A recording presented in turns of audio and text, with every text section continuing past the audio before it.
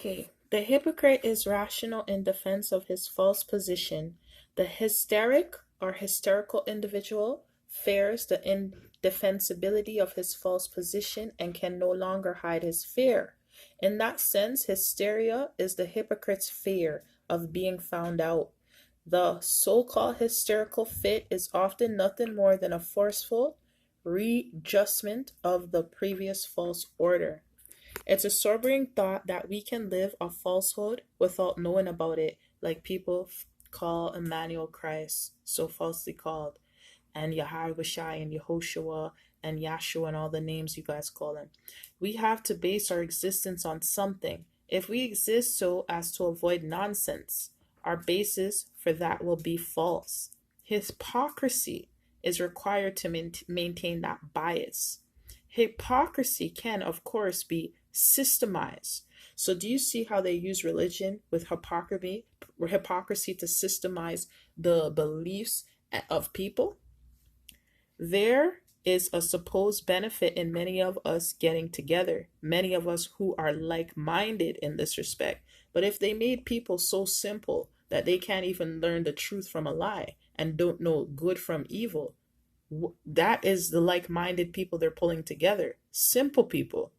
All right. So, where are the smart people? Where are the intelligent people?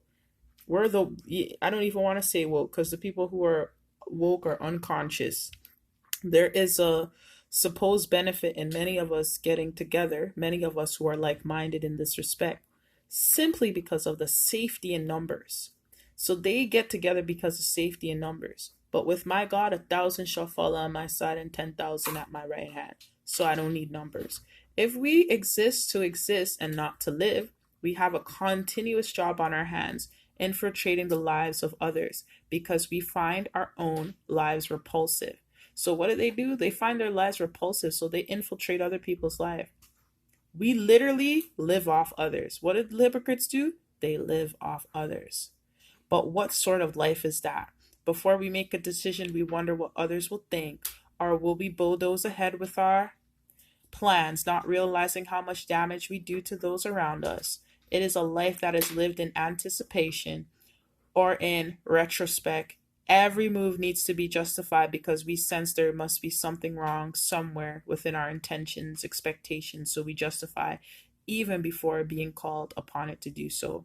And then we invite total false reasons for the justification, always, of course, other than that we have made an impossible metaphysical choice in guarding and defending ourselves against the truth of our human nature. So they'll look for ways to hide their hypocrite nature against the truth of our human nature, which we fear like the plague. So they don't want people to find them out. They fear it like the plague. If we knew better, we would welcome it with open arms. So let's talk about the evil spirit hypocrisy. So concerning hypocrites, I've heard from other spirits that a hypocrite has sometimes inflicted a severe but dull kind of pain on the whole body.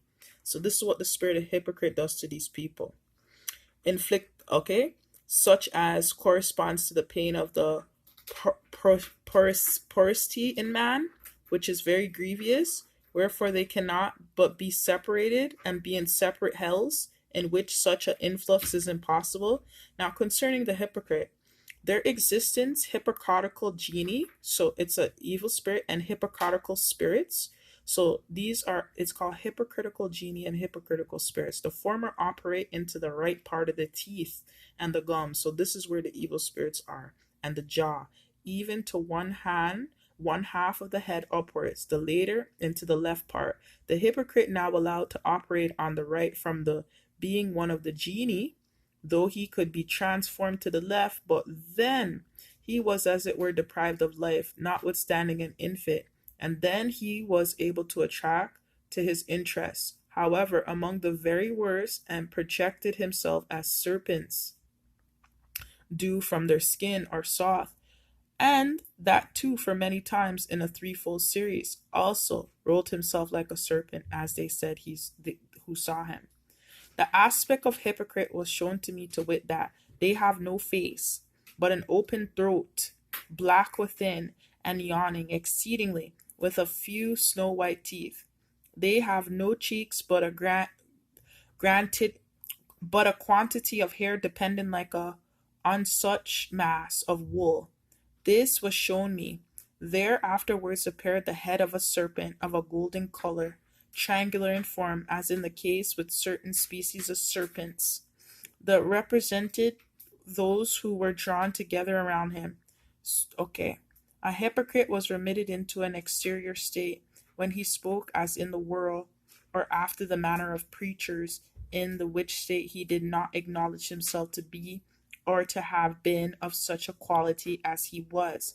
But it was said to him that the worst of preachers spoke in like manner.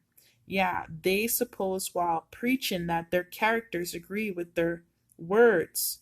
They are then in external persecution and think concerning the words uttered, being led by their own spirit with a view to themselves and to the world thus to speak, even imagining at times that they speak from the Holy Spirit, as was said to him. So they don't speak with the Holy Spirit. You see what it all boils down to. Now let's go back to the Bible. All right. Now, Psalms 28 and 3. They draw me not away with the wicked and with the workers of iniquity, which speak peace to their neighbors, and mischief is in their heart. That's a hypocrite too. Fake neighbors.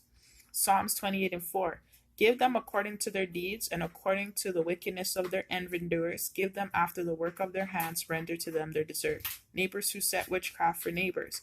Now Matthew 7 and 15 to 16. Beware of false prophets which come to you in sheep's clothing, but inwardly they are raven wolves. Ye shall know them by their fruits. Do men gather grapes of thorns or figs of thistles?